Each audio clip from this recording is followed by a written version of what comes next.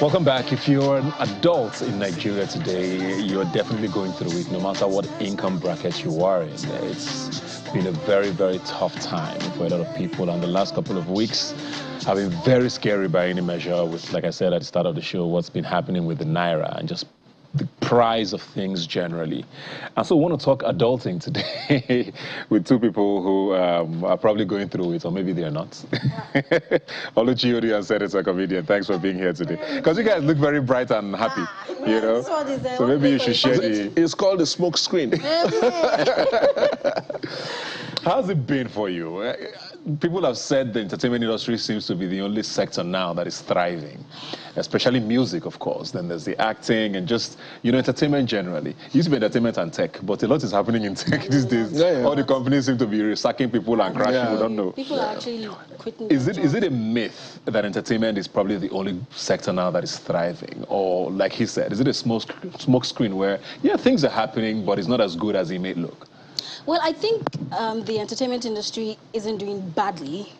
However, the economic state is affecting us. So whether we like it or not, when I'm trying to bargain a prize, my prize, I'm like, there's 1 million I want to collect. And they'll be like, no, we cannot afford you. Please, collect 600K. So it has actually affected the way things usually run. Yeah. So we are trying, but the economic state is still affecting us, whether we like it or not, I think. Comedy was always the escape, right? Is it still the case? Is it harder to make people laugh now? Then I think we're on a nosedive. Yeah. Yeah. It's sad to say though, but entertainment or comedy? Comedy, I must say. So? Yeah, because music has really picked up. Yeah. You know, they are beginning to define some level of structure, and the movie industries are also doing likewise. We're getting a lot of partnership now. You know, and the streaming platforms seem to have sort of changed. Yeah, exactly. So for comedy, there's a nosedive. We are either here nor there. You know, we are just at that, middle point. Yeah, we're at the dead end, actually. That's what I'm saying. Why so? What's happening? That's because at first, you know, it looked like, let me give you an instance. There were days when Night of 1,000 Laugh would just have like 5 comics, no music, and the whole hall would be packed. In fact, they will have 2 sessions. City to city. City to city, they'll have 2 sessions. You know, but it doesn't happen now. It just doesn't happen now. And we have tingified the whole process. So we have to wait for the big man to come before the doors are open for the show, you know, because he is practically the sponsor or bankrolling. And then you see a comedian who is supposed to bless the audience with his content. You begin to hear things like, my chairman, this one where you come here, you spray your boy. And then at the end of the day, you know, we've got no value because these people just feel that, oh, okay, you know. And then you see where they call, quote unquote, things like comedy club. When somebody comes to take 2 bottles of beer and then he hears all the jokes and you want to invite him for your grand show, and then he's seen more than half of the people that you want to bring on stage. You know, so we are heading to that siege, you know, and I think we need to get to that siege very, very quickly so that we can, you know, re-strategize and then like get them off. Is it because, like I said, it's harder now to make people laugh? It's not because of the situation, or you mentioned structure with, you know, the other sectors in entertainment. Is that also a problem? Or is there just no disposable income now to say, let me bring out this 5, 10, 20, 50, 100K to go and watch a comedian make me laugh? No, the thing is, I wouldn't say it's difficult to make people laugh. What will make people laugh is what will make people laugh. Laughter is a universal language. You know, it doesn't, you know, matter what it is. I think it's just how we have grown to fight against what we think is the economic challenge, forgetting the table rules of that particular act. That particular act used to be, you know, so novel before. But now it's just everybody, all comers are fair. You know, people who even come in, yeah, you can make people laugh, but then you don't even know how to go about it. Yeah. Do you get what I'm saying? Somebody just leaves his house, comes to stage, and then you pick on somebody all through your show. Is that all you planned for That's not why house? I came here. Yeah, that's not why I came here. You sell your market. Yeah, that's not what I'm saying. Let me come to you now, Oluchi, because I want to talk, you know, we're talking adulting and just what the situation of life is right now. I was seeing a social media influencer who said they spend over 2 million naira a month outside of rent, just on running their lives. You're talking diesel, you're talking giveaways, you're talking bills, NEPA, you know, estate bills, you know, just all of these things that just keep piling up.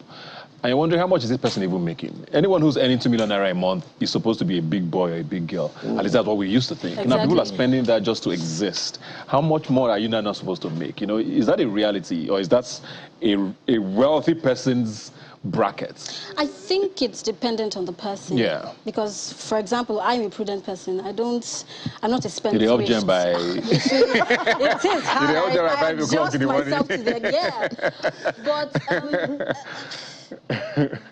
But how would I explain it? For me, in a month, I would spend maybe 100,000. Yes, because I would have to buy. I would have to buy food. I live alone. I live But you with have my to friend. now do this, right? Because of the reality of the times. Yes, and on a normal day, it wasn't like this. It never was this expensive to live in Nigeria. I mean, I would go to the market and buy things of 10,000 naira, and it will fill up my backo bag. But now, I can't even. It's little or nothing, you know, left. So for me, it's my prudency now taking charge and trying to make me align my priorities, because I know that I have priorities. I live alone, but I still have to do this and do that. But in order to sustain myself over time, I need to work on how much I spend each month. Yeah. So, is that harder in Lagos than anywhere else? Yeah, Because you say the opportunities are here. So you make more money here, but you spend more here. Yeah. Is that the case? Yeah, so because, you know, when you have opportunities, you should also have those things that will fight the opportunities. That's what's going on. And then Lagos, we're living on a very fast life. Yeah, so the roads are bad. You know, even the alternate routes are also blocked. So we are struggling with all that to survive. So your productive time is basically on the road. You don't even plan well. That's why somebody at 3 months will put a baby in a creche. You get what I'm saying? It's chaotic, actually, I must say. Yeah. Are you also as prudent as she is? Well, I'm an able man. yes, so and he has responsibility. You don't spend anyhow. I don't spend anyhow. and that's even dependent on the status of the individual. I'm Yeah. single. Imagine a married man. So you would even spend more than that 100. If I'm married, I would spend way more than 100,000 naira. What has shocked you the most becoming an adult, you know, from what you thought as a child? You know, that you would be doing. You know, like some of us said when we were small, one of the biggest things for me would have been eating 2 meats. You know, I couldn't wait to get to that so that I can eat as much meat as I want. That one, of course. I mean, I can see 2 meats by the grace of God, but nobody prepares you for all these other things that come with it, isn't it? What has shocked you the most? Like, wow, that's what this thing be. You know, that's what adulthood now scamming better. I think what has shocked me the most is the standard of living. Yeah. And housing.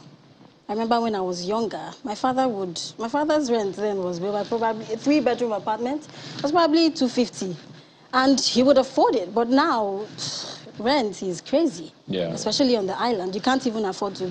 You need to find somewhere smaller, and the smaller I don't know. It's as if they want to start making us live like we're in London, where the apartments are so small, but yet the prices of the rent is incredibly high. Yeah. So I think it's accommodation for me that has shocked me the most. What about you? I think one of my biggest dreams when I was still a small child, just rather young, was to have a day that only me just eat one sardine. You know that? Just not the one that they will cut the fish. Yeah. In fact, I can't even see sardine. How much is sardine now? I don't even know, because I've not even bought it. It's crazy. Because this was something that used to be like, when I was in university. Yeah. 2 noodles and 1 sardine was like, you know, package. make it just be safe. It was like you couldn't really afford big food. So let me just go to this guy. Yeah. This guy is there. Indomie. And just chop this quickly. All of a sudden, I'm hearing sardine is 700 naira. I'm hearing ridiculous prices. Yeah, no. So what are even students surviving on? You know, you wonder. It's crazy. It's really crazy. You see, we might laugh over it, but it's serious context. Yeah. Very serious context. And I must say that we overlook a lot of things, and that's why. When we started off with more just voter. And then at the end of the day, you see that these 2 major parties have, you know, established 24 years of nothingness. You know, so it's high time we begin to tell ourselves some truth so that these situations will change. If not, we'll continue that way. And it seems that people who are experiencing we're all experiencing hardship, but people are just myopic. It's like they've intentionally just decided to block their eyes. You're seeing hardship. Why do you want to still go through the same process again? Another maybe 8 years? Really? Come on, Nigerians. I was going to ask, you know, the one thing that I think started working for entertainment as a whole was when at least our parents started saying that, oh, people are fending for themselves. Yeah. This thing is bringing money. Oh, maybe I should let this person be. He's not begging me for money. He's even sending me money. Yes. He has, rented or built something. Yeah. But we're at a time now where it's looking like those who have like stable income might have gotten it right. People who earn a salary, that there's a guaranteed money coming at the end of the month. Like you said now, comedy is struggling. Entertainment industry, if people don't have disposable income, they won't go to the cinema or they won't subscribe to the streaming platform. And that also affects you on the bottom line, which you're saying has even started reducing negotiations for you. Yes. So is career now looking like, did I say this thing now? I think at some point in my life, I was the major hit for me was during the pandemic. I started to question why I decided to act and sing in the first place. I'm like, Popsy already sent me here. Yeah.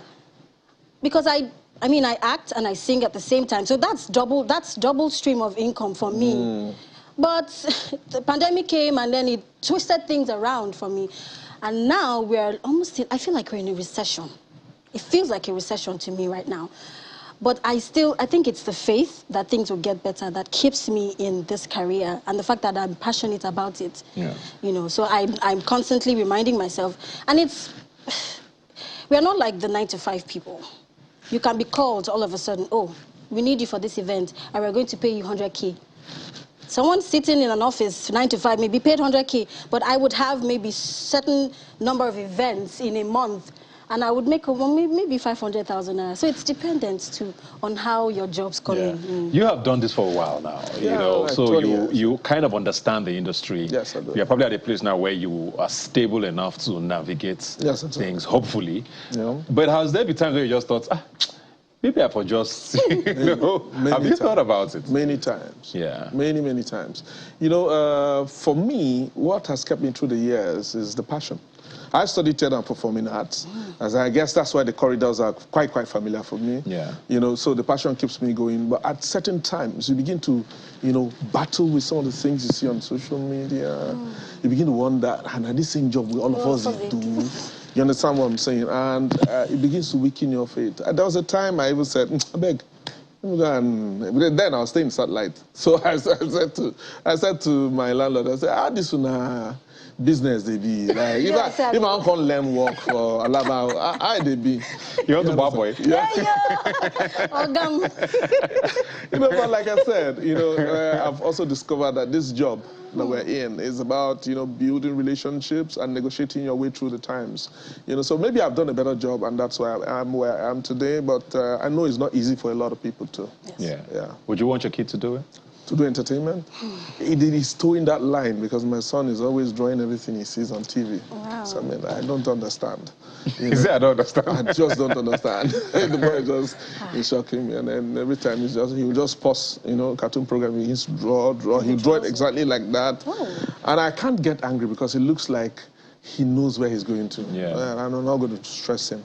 At least he's lucky. At least he gets blue passport. So if he ran for that, if he run, would you have preferred a more structured career for him? Basically, now I wouldn't say there are structured careers in Nigeria.